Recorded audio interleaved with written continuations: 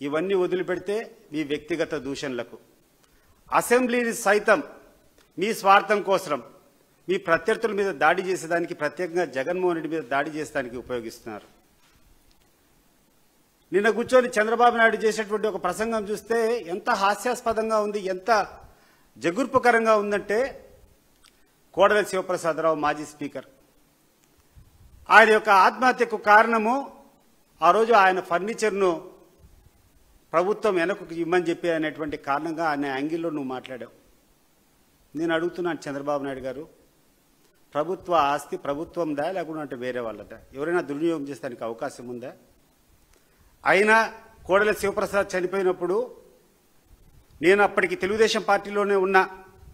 అక్కడనేటువంటి వాదన ఒకటే ఏంటంటే, అంతర్గతంగా వాళ్ళ కుటుంబంలో జరుగుతున్నటువంటి కొన్ని పరిణామాలు ఆయనకు నచ్చక ఆయన ఆత్మహత్య చేసుకున్నాడని చెప్పి ఆ రోజు పార్టీలోనే అనేక మంది మాట్లాడుకుంటా ఉన్నాం. ఈరోజు ఆయన కుటుంబ సమస్యల వల్ల ఆయన ఏదో చేసుకుంటే దాన్ని కూడా తీసుకొని వచ్చి, ఆయన ఆత్మహత్యను కూడా తీసుకొని వచ్చి జగన్మోహన్ రెడ్డికి, ఆ ప్రభుత్వానికి ఆపాదించే ప్రయత్నం చేస్తున్నాం. ఇది సిగ్గుచేటు కాదా?